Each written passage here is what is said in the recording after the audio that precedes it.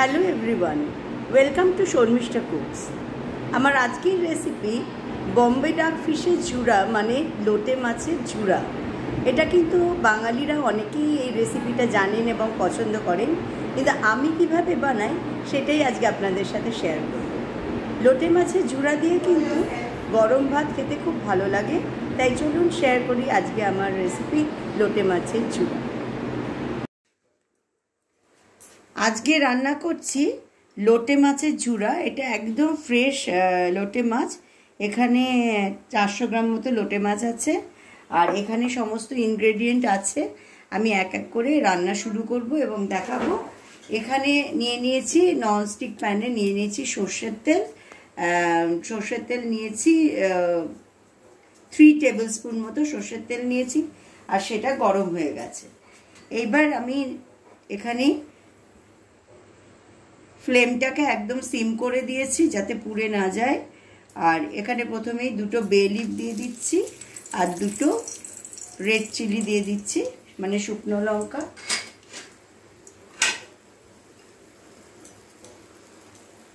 দুটো onion chop করা আছে, 2টো অনিয়ন দিয়ে দিচ্ছি।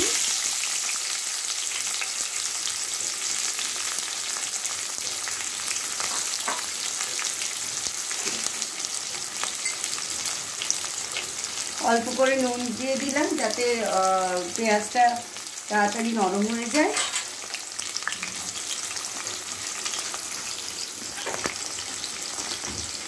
আর আমি রান্না করছি, চলে এসেছে আমার ছোট্ট সোনা, আমার পাবলো চলে এসেছে। এসে দেখেছো কেমন করে কুমির হয়ে শুয়ে আছে, কিন্তু তাও ঠাকুমার মার কাছ থেকে যাবে না, এখানেই বসে বসে রান্না কি হচ্ছে সেটা বুঝে নেওয়ার চেষ্টা করছে। তো ঠিক আছে, আমরা রান্নাটা সেরে নিই তাড়াতাড়ি। এটা হলো লোটে মাছের ঝুড়া। আমরা বলি লোটে মাছের ঝুড়া, এবং অনেকেই কিন্তু অনেক রকম নামে এটাকে ডাকে। কেউ ঝুরঝুরা বলে, হ্যাঁ। তো যাই হোক, এটা খেতে খুব ভালো লাগে। গরম ভাতের সাথে এই রান্নাটা খেতে খুবই ভালো লাগে। আর এই সিজনে ঠিক বর্ষাকালে খুব ভালো ফ্রেশ লোটে মাছ পাওয়া যায়, সেই জন্য আপনারা বানিয়ে বাড়িতে জানাবেন কেমন লাগলো।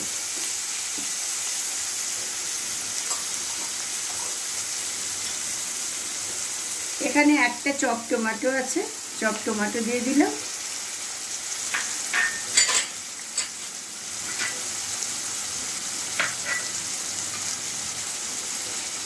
করে নেড়ে চেড়ে নিচ্ছি যাতে টমেটোটাও নরম হয়ে যায় আর পেঁয়াজটাও নরম হয়ে আসে।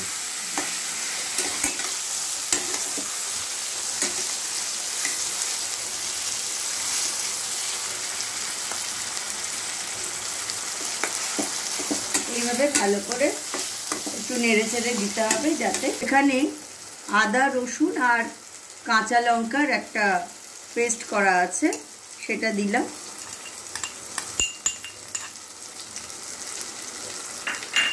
এই আদা রসুন আর কাঁচা লঙ্কার পেস্টটা কতটা দেবেন সেটা আপনারা কী পরিমাণ মাছ রান্না করছেন তার উপর নির্ভর করবে। আমি 400 গ্রাম মাছ নিয়েছি, সেই পরিমাণে আমি এখানে নিয়েছি।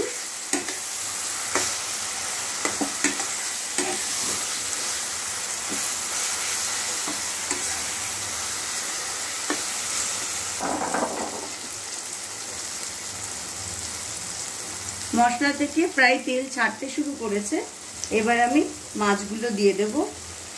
মাছগুলো আগেই একদম কেটে বেছে জল ঝরিয়ে রাখা যাচ্ছে, সেই জন্য সরাসরি কড়াইয়ে দিয়ে দিচ্ছি।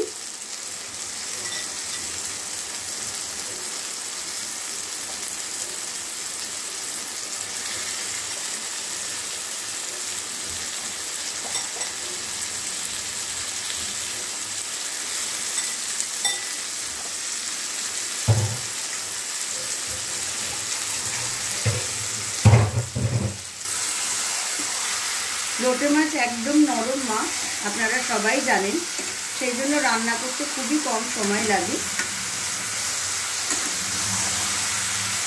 কিন্তু খেতে অত্যন্ত উপাদেয় লাগে। প্লাস হলো লোটে মাছ যেহেতু মিনারেল এনরিচড হয়, সেহেতু কিন্তু চোখের পক্ষে খুবই ভালো, চোখের স্বাস্থ্য বজায় রাখার জন্য খুবই ভালো।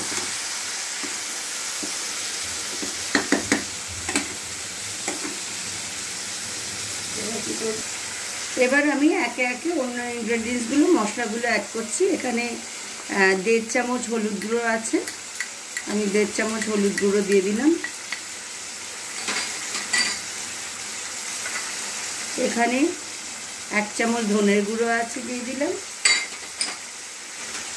এখানে 1 চামচ জিরে গুঁড়ো,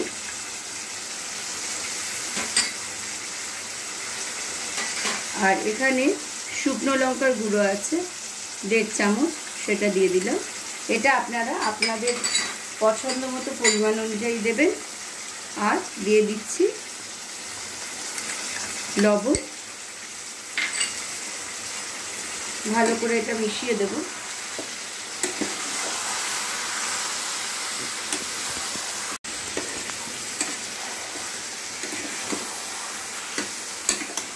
রান্নাটা হতে একদমই বেশি সময় লাগবে না, সেই জন্য ইনগ্রেডিয়েন্টসগুলো পরপরই দিয়ে দিতে হয়।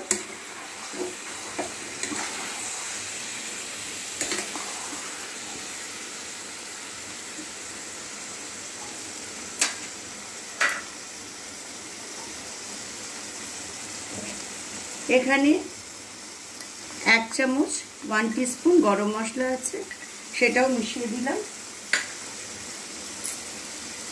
আর এই রান্নায় কিন্তু কোনো রকম জল দিতে হবে না, কারণ লোটে মাছে এমনিতেই প্রচুর জল থাকে। দেখতেই পাচ্ছেন যে অলরেডি কিন্তু লোটে মাছ থেকে জল বেরোতে শুরু করেছে এবং অলরেডি মাছটা কিন্তু নরম হয়ে গেছে। আর পেঁয়াজ, টমেটো সবই কিন্তু ভালো মতো নরম হয়ে গেছে। আমার কিন্তু রান্নার 80% হয়ে গেছে বলতে পারেন। এবার এটাকে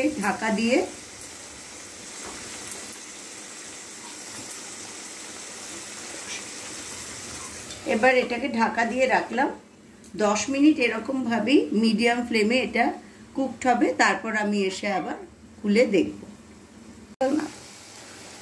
আচ্ছা, 10 মিনিট বাদে কিন্তু মানে এটা খুলে এখন নাড়তে হচ্ছে ভালো করে, কারণ এটা কিন্তু না নাড়লে তলায় স্টিক করে যেতে পারে। সেই জন্য মাঝে মাঝে একটু নেড়ে দেখতে হবে যে ময়েশ্চারটা কতটা শুকালো, কারণ এইভাবেই কিন্তু ভালোভাবে এটা ঝুরঝুরে হয়ে যাবে, ময়েশ্চারটা এই রান্নার মধ্যেই সোক করে যাবে।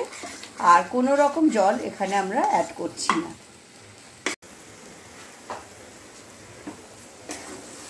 মাঝে একবার এসে আমি ভালো করে নেড়ে দিয়েছিলাম, আর একদম তলা থেকে ঘুরিয়ে ফিরিয়ে এরকমভাবে কিন্তু এটাকে ওপর নিচে করে নেড়ে নিতে হবে, যাতে এটা কিছুতেই স্টিক না করে যায়। এবং আমি এখন যা দেখছি রান্নাটা কিন্তু হয়ে গেছে, দেখতে পাচ্ছেন একদম পেস্টের মতো ফাইন হয়ে যায়। এবার আমি ফ্লেমটা অফ করে দিচ্ছি আর এইরকমভাবে ঢেকে রাখবো। এখন ঢেকে রাখবো 10 থেকে 15 মিনিট বাদে, তারপর সার্ভ করে দেখাবো। আমার লোটে মাছের ঝুরা একদম রেডি, গরম, একদম ধোঁয়া উঠছে। ক্যামেরায় দেখা যাচ্ছে কিনা বুঝতে পারছি না। তো আপনাদের নিশ্চয়ই ভালো লাগলো। খুব সহজে আর খুব অল্প সময়ে এই রান্নাটা করে ফেলা যায়, আর খেতে ভীষণ টেস্টি হয়। আপনারা অনেকেই হয়তো এই রান্নাটা জানেন, কিন্তু আমার মতন করে একবার বানিয়ে খেয়ে দেখে বলবেন কেমন হলো। আর আবার ফিরে আসবো নতুন ভিডিও নিয়ে। আর সবাই খুব ভালো থাকবেন, সুস্থ থাকবেন, ভালো ভালো রান্না করবেন এবং ভালো খাবার খাবেন, এবং কমেন্টসে অবশ্যই করে জানাবেন যে আমার ভিডিওগুলো কেমন লাগছে, আর অবশ্যই অনেক অনেক করে শেয়ার করবেন। Thank you so much. আবার দেখা হবে।